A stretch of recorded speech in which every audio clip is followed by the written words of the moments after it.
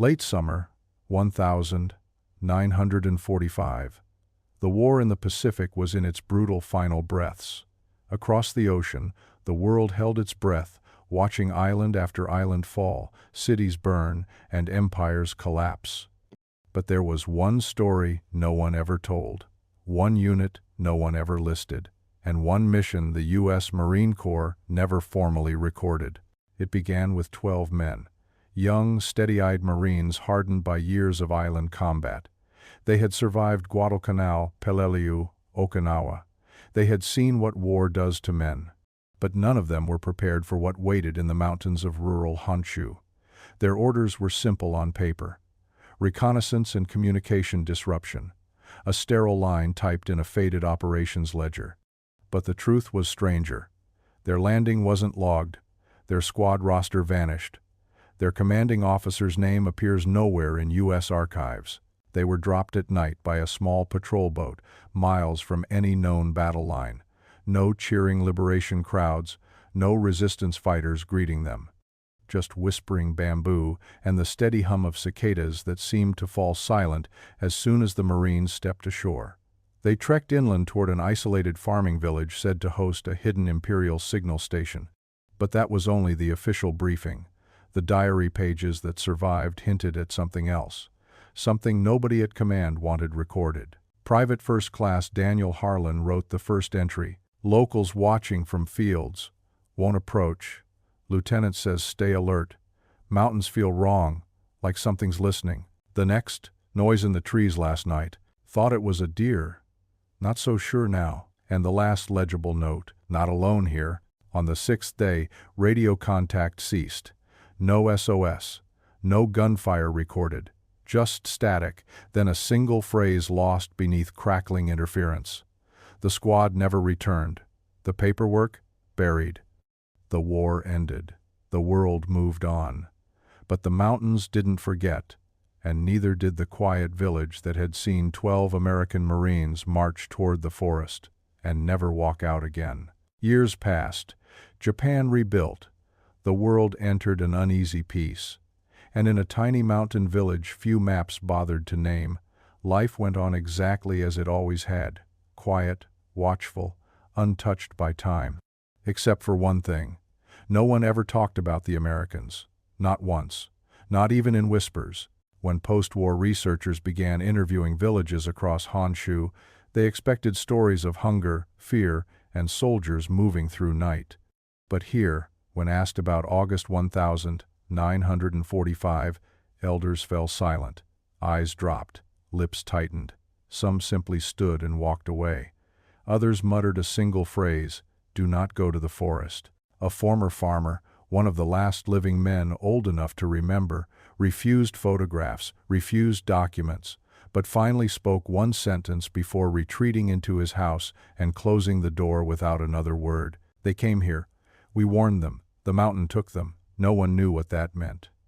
There were rumors, of course, of soldiers seen trudging toward the cedar woods, of villagers leaving offerings near the tree line, of Imperial troops digging tunnels into the earth and sealing them hurriedly near war's end. But every attempt to pin down detail dissolved in uncomfortable glances and abrupt silence. Scholars chalked it up to trauma. Locals called it respect for spirits older than memory. But one curious reporter visiting in the late 1960s recorded something unsettling in his notebook. "The forest feels alive, not metaphorically, alive. Something moves in the silence. Elders refuse to walk past a boundary marked only by stones." Decades later, hikers still avoid the area. Not because of superstition, they insist, but because the land doesn't want visitors. Missing dogs, nighttime cries echoing down ravines, strange lights flickering between trunks. And through all the silence, one truth lingered like mist in the cedar air. 12 American Marines entered those woods. No one in the village ever saw them leave. And somewhere beneath roots and moss, the mountain still holds whatever story they left behind. Military archives are meticulous by design. Every bullet issued, every ration opened, every soldier accounted for, which makes what happened on August 17, 1945 so unsettling. At 2:14 hours, One final transmission crackled through Allied listening posts across the Pacific Command network. It was brief, staticky, jagged like someone was fighting both the radio and the air itself. Command. This is Patrol Echo. Forest. Movement. Repeating movement. Under. The recording fractures there. What follows has been debated for decades. A sudden burst of static, a thump like a microphone striking earth, and a scream. Not a battle cry, not a grunt of pain, but something raw, primal, terrified. Then silence. Operators repeated calls for nearly an hour. No reply, no coordinates, no trace. At dawn, a retrieval patrol was drafted on paper but never deployed. A handwritten margin note on the mission slip reads only, "Stand down, war ending, do not escalate." 1 week later, Japan surrendered. In the overwhelming tide of victory reports and end-of-war announcements, 12 Marines simply disappeared into bureaucracy. Their status: Kia MIA. Cause: hostile conditions. Location: undisclosed. No funerals, no press releases, no letters home explaining the truth. Their families received folded flags and carefully worded condolences. Your son served with honor. His sacrifice will never be forgotten. But the war machine was already switching gears, shifting from destruction to reconstruction. Ghosts of unfinished stories had no place in the new world. Inside a locked storage vault beneath Fort Shafter in Hawaii, an operator's logbook still sits, edges yellowed, pages brittle. One entry, circled 3 times in fading pencil, stands out. Strange sound before transmission cut. Not gunfire, not explosion. Sounded, wet, heavy, like earth splitting.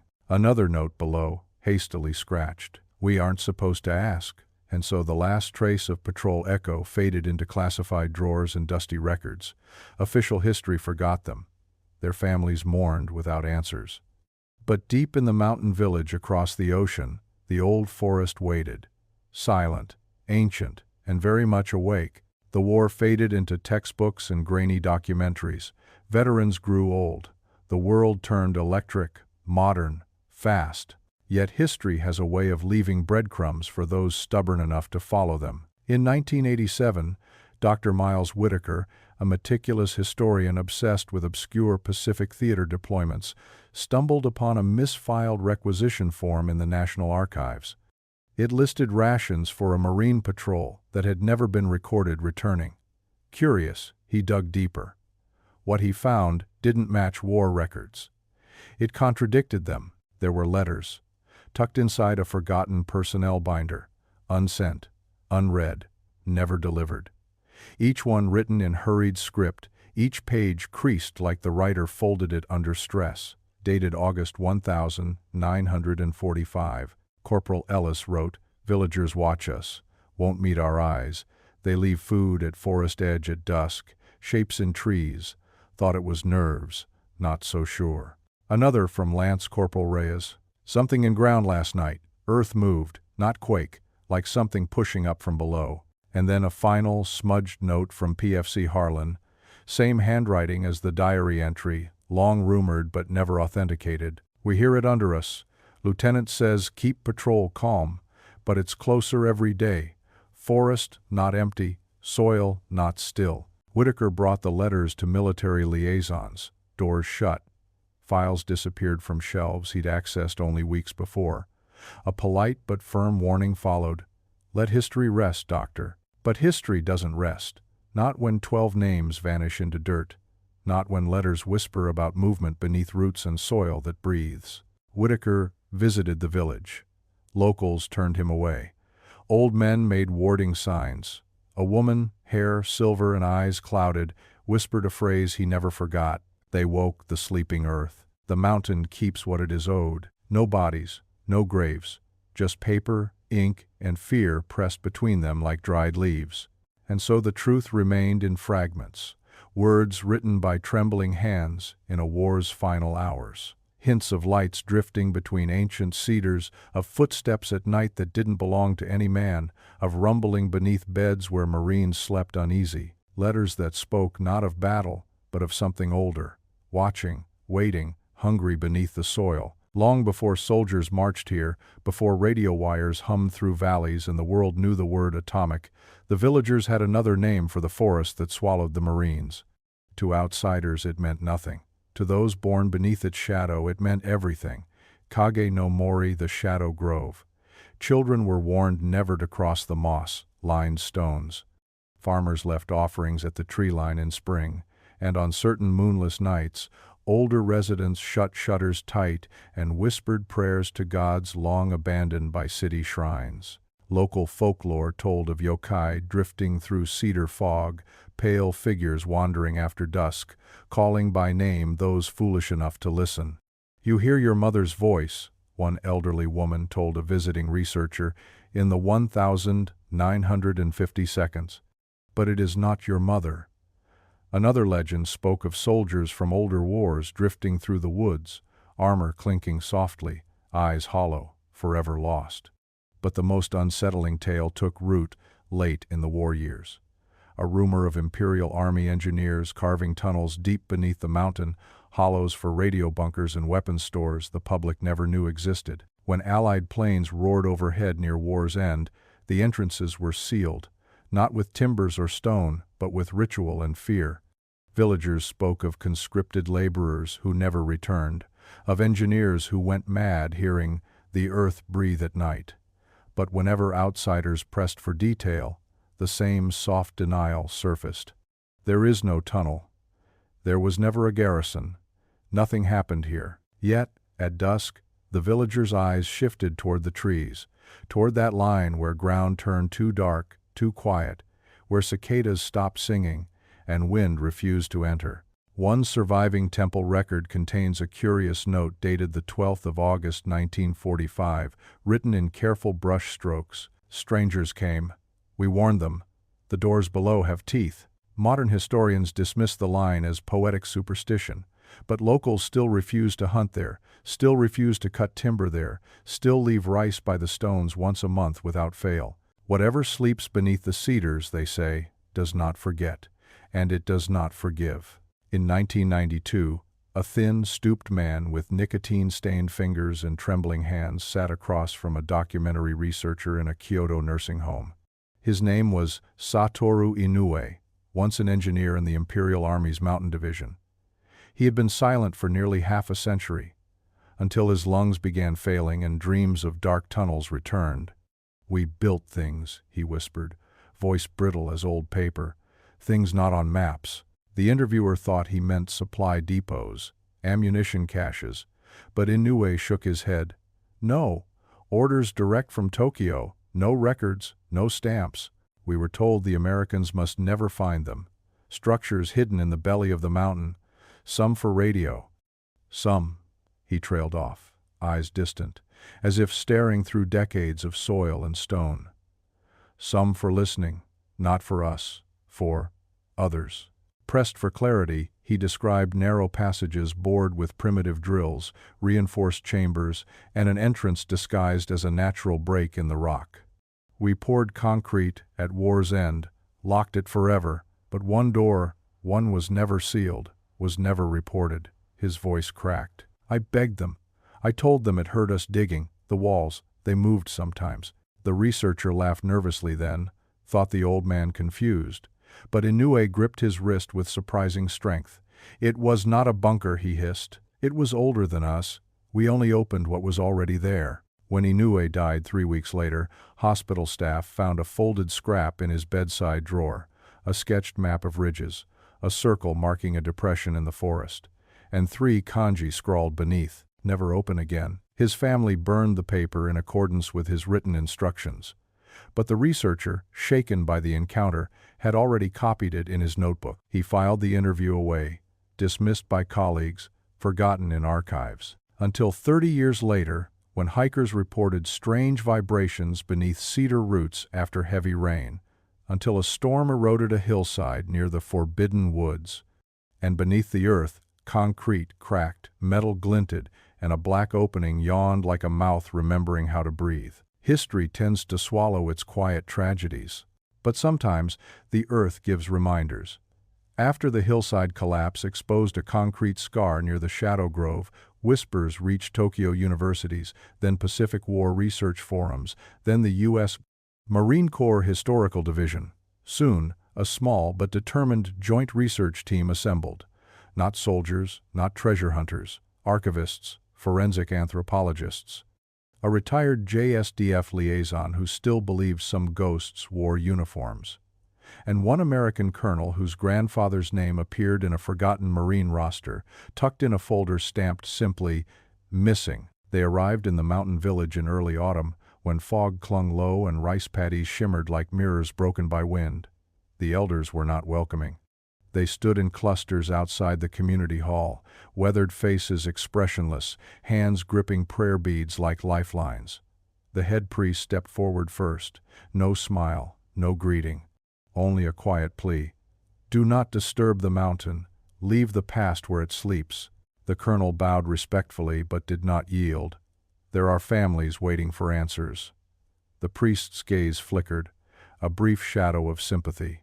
Then resignation. "Then you must sign," he said. He produced a scroll of rice paper inscribed with kanji prayers and warning symbols older than written records. The team signed out of respect, though none understood the oath. "Walk with humility," the priest murmured, "and if you hear voices that sound familiar, do not answer them." The researchers trekked toward the forest edge, watched by villagers who did not wave. No one offered tea, no curious children followed. Only silence, and the soft thud of dirt beneath boots. When the tree line approached, the wind died as if the forest held its breath. Cicadas ceased. Even leaves seemed to hang motionless. The lead anthropologist paused. "Feels colder," she whispered. The colonel checked his compass. The needle quivered, then spun twice before settling. Cameras flickered. Static bled through radios, though the sky above was clear. They reached the storm-torn slope just before dusk. Mud still damp, roots twisted like knotted fingers, concrete glowing pale beneath torn moss. A lone crow perched above, staring without blinking. The priest's warning echoed unbidden in their minds, but scientific curiosity, once ignited, rarely extinguishes. The colonel exhaled. "Tomorrow we open it." Somewhere deeper in the woods, something shifted. Branches rustled without wind. And far beyond sight, the mountain listened. Morning broke gray and breathless. Mist clung low, making every trunk seem doubled, every shadow stretched. The team gathered at the exposed slope, tools in gloved hands, headlamps strapped tight though sunlight filtered through branches. The colonel approached first, brushing away damp moss. Beneath it, a sheet of rusted steel, rivets eaten by time, a recessed handle frozen in place. Japanese characters were carved into the concrete above the frame. Old, uneven, done in haste. Fonji Releshadao, the sealed path. But beneath them, faint and scratched by a different hand, English letters, USMC, not stamped, carved as if with a bayonet tip. The anthropologist traced the marks gently. "They were here." Her voice trembled. "They really were here." The archivist snapped photographs, hands unsteady. "American and Imperial both," he murmured. "No record of joint fortification anywhere in this region." One researcher pressed a stethoscope to the door out of morbid curiosity. He flinched. "It's warm." The others laughed uneasily until they touched the metal themselves. Cold morning air, chilled skin, yet the steel radiated faint heat, like something beneath breathed slow, patient breath. They cleared mud, pried vines away, cut roots that clung like tendons. And then, in the silence between tool strikes, a low vibration hummed beneath their feet. Not enough to shake the earth. Enough to feel in bone. Enough to make a camera lens briefly blur as if the air thickened. With a final heave, the handle broke free. The door groaned, not like metal, but like earth exhaling after decades. A pungent scent drifted out. Damp soil, rust, a whisper of old sweat, and something else, metallic, sweet, ancient. Someone gagged softly. Lights flicked on. Beams cut into darkness beyond a short concrete corridor reinforced with rotting timber. A faded American stencil clung to one wall. Echo 3. Opposite, Black Japanese paint warned, "Leet root ginger, do not enter." The colonel lifted his radio. "We've located the bunker. Entry confirmed. Proceeding." Static answered. Then, a faint crackle. A whisper? No. Breath maybe. The radio fell silent again. Behind them, far back at the village edge, bells chimed somberly. Not celebration. Warning. Mourning.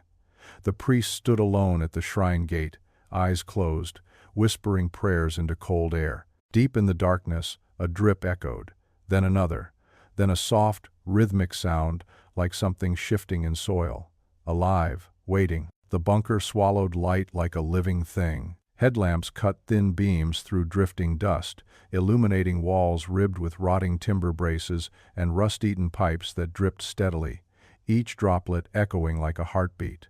The air was stale, heavy, thick, with the taste of old metal and forgotten fear. They moved in slow formation, professional but uneasy, boots crunching on gravel that hadn't shifted since 1945. The first chamber revealed itself like a memory unsealed. Stacked crates collapsed into splinters, ration cans half-rotted, labels clinging by threads. U.S. markings intermingled with imperial stamps. Two armies that never should have occupied the same room. A map pinned to the wall, water-stained beyond recognition, corners curled like burned parchment. Further in, a pair of boots sat upright in the dust, leather decayed, laces disintegrating into powder. Inside lay only emptiness. A torn scrap of olive-drab cloth clung to a nail nearby, and half-buried beneath rubble, the frayed edge of an American flag peeked out. One researcher bent to touch it, and the fabric disintegrated under his glove like ash. Strange carvings marked the concrete. Not Japanese engineering notes, not marine tally marks, something else. Lines spiraled, intersecting in uneven patterns, symbols gouged deep, as though carved by desperate hands or something with no regard for flesh or bone. A metal cup lay on its side near a rusted radio set. The microphone cord was snapped as if ripped mid-call. The colonel crouched beside it, fingers brushing the surface. "They tried to transmit," he murmured. His voice was swallowed instantly, devoured by the bunker's breathless depth. They pressed forward, hall narrowing.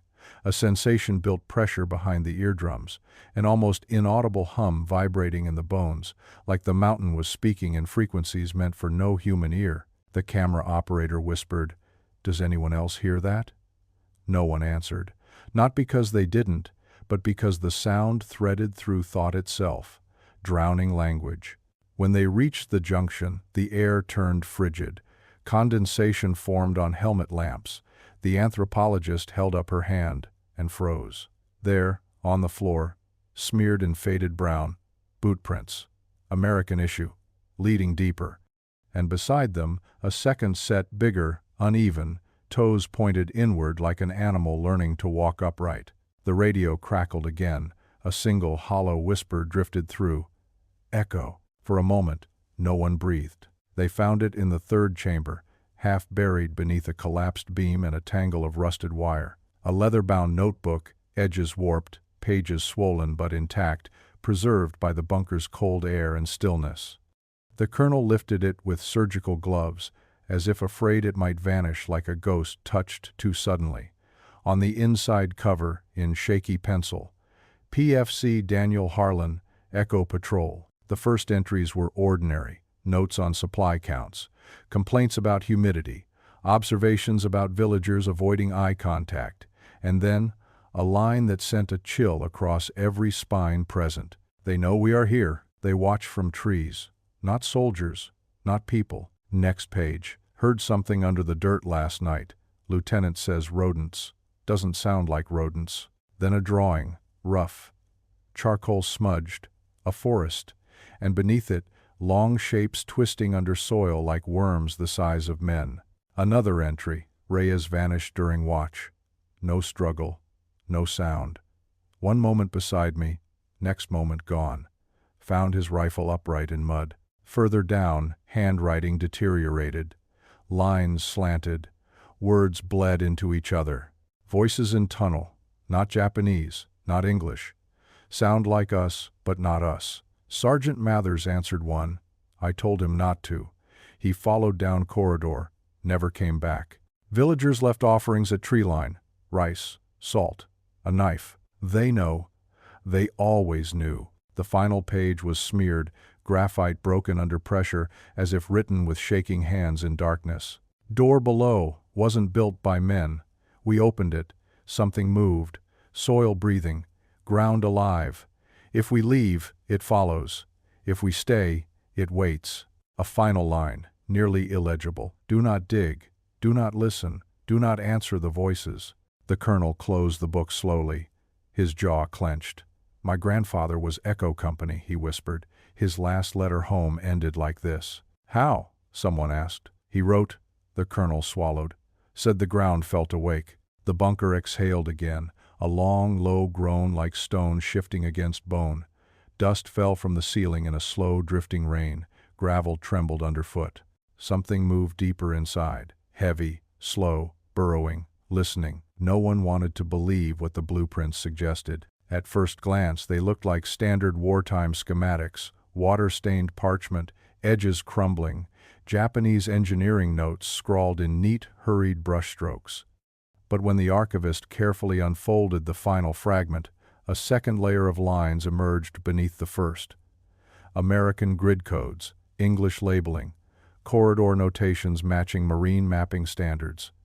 Two systems, two planners, two enemies, designing the same subterranean space. This isn't possible, one historian breathed. There were no joint facilities. Not here, not anywhere. Yet the lines told a different story. Not a bunker, a network, chambers branching in jagged asymmetry, angles far too irregular for ordinary fortification.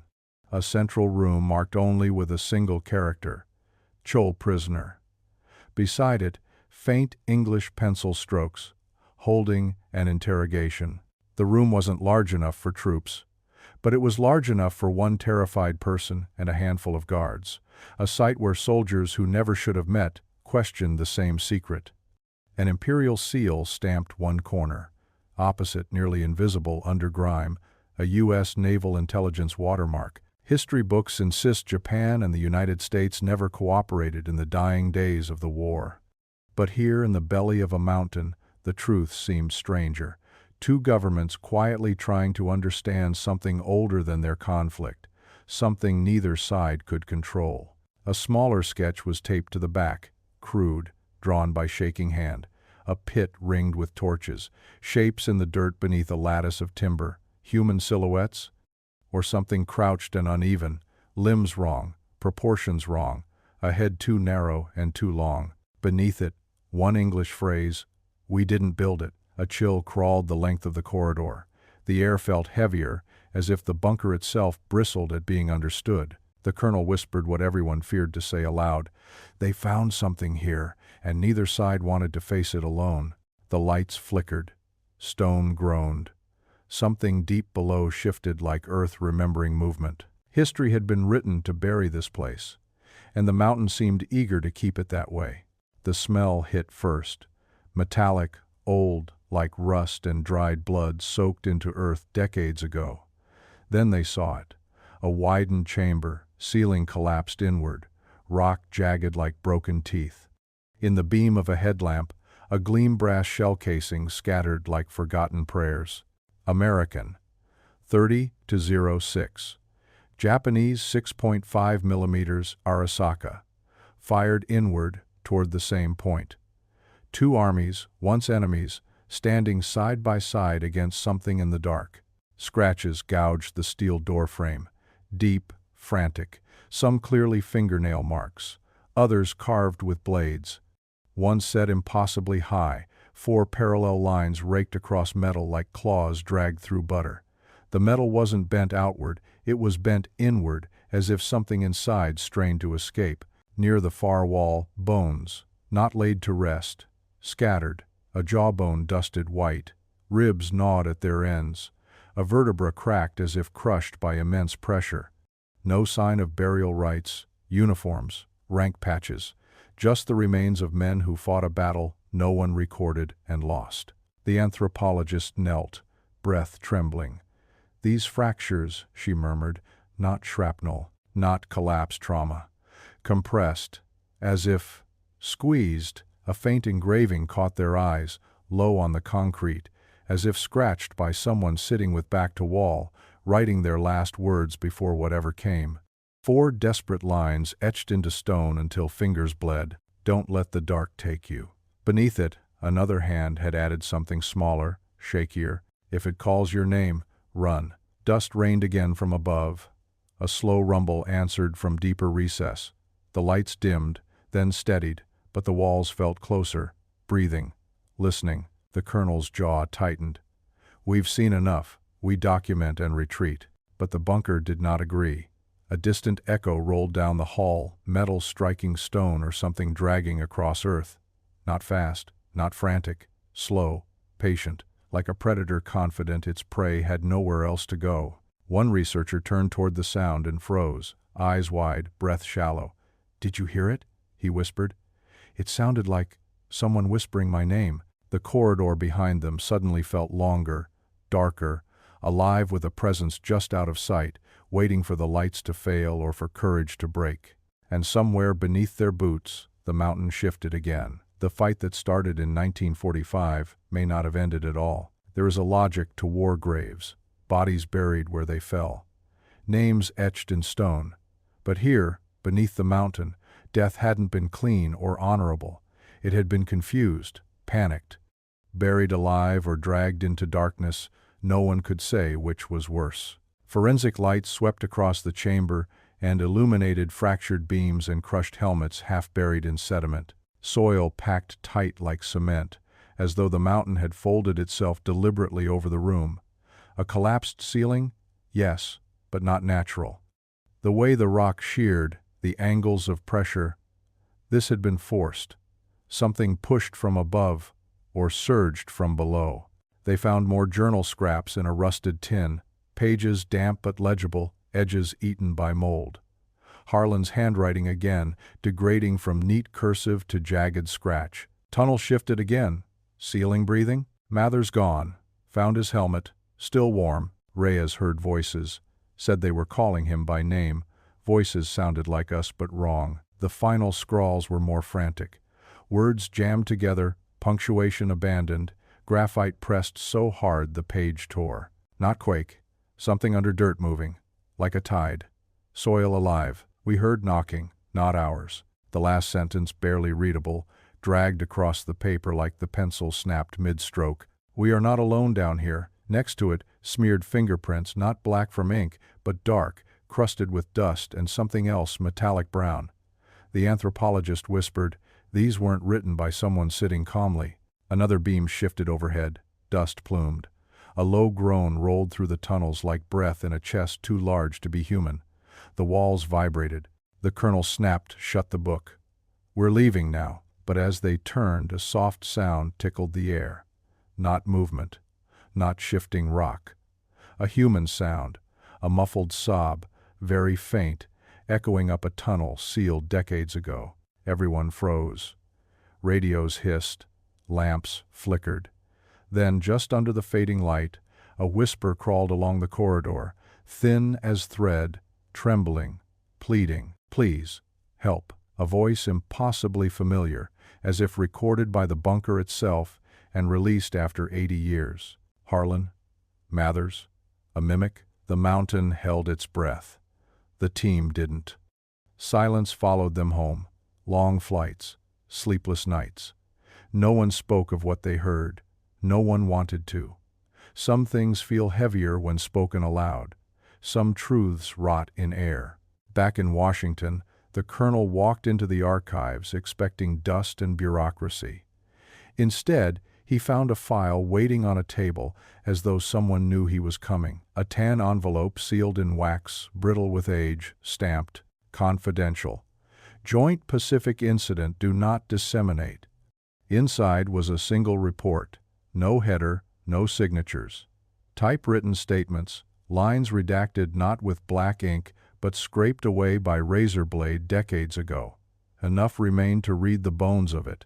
Imperial engineers encountered subterranean anomaly. Joint temporary cooperation authorized to contain unknown threat. Subjects not hostile at first, Contact, hostile after excavation continued. Containment failure, unit echo lost. Another line, nearly erased. Do not allow excavation in region again. If discovered, deny. Seal, pray. Attached was a transcript from an unnamed Japanese officer, recorded weeks after surrender. We woke something older than the war. We tried to bury it. The Americans tried to understand it. Both failed. And a note from a U.S. intelligence observer scrawled in the margin. Recommend permanent suppression. If public learns what lives beneath, panic. When the colonel asked where the rest of the archive was, the clerk looked confused. Sir, that envelope has been sealed since 1947. There is no rest. The file is supposed to be empty. Aubrey. But it wasn't. Someone left it for him. Someone else wanted it forgotten. He walked out into D.C. sunlight feeling watched.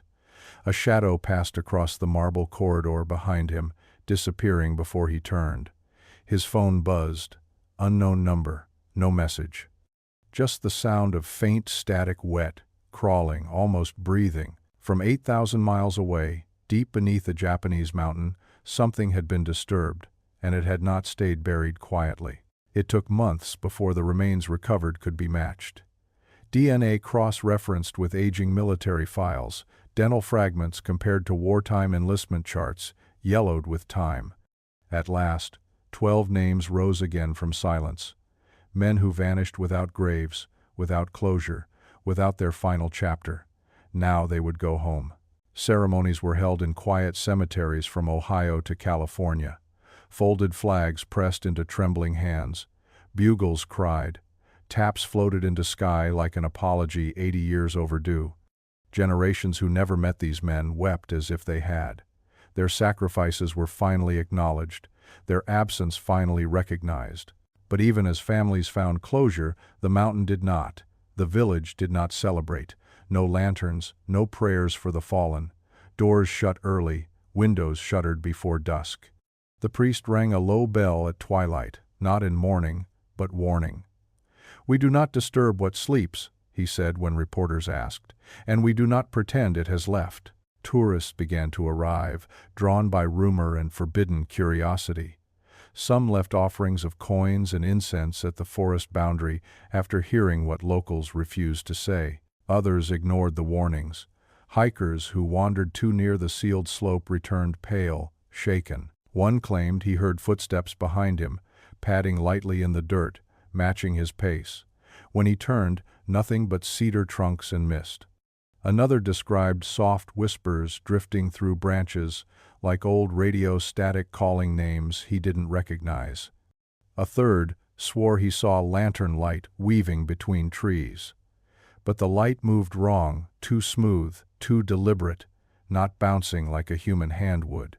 Night after night, strange flickers glowed deep beyond the moss stones, never crossing the border but never fading entirely. Search teams sent once returned quiet, offering no comment. No further expeditions were authorized. On clear evenings, the wind rolls down the mountain like a low sigh. Sometimes it sounds like voices layered over each other, pleading, warning, remembering. Sometimes it sounds like earth shifting just beneath roots, patient and restless at once. The official record calls what happened a wartime anomaly, a tragedy of lost patrols and collapsed tunnels. But those who have stood near the Shadow Grove know truths rarely fit neatly into reports. Was it secrecy? Betrayal between enemies briefly united by fear? Or did the Marines disturb something older than borders, older than war, older than human memory? The forest does not answer. It only watches, and beneath the ground, something still breathes in the dark. This story was intense, but this story on the right-hand side is even more insane.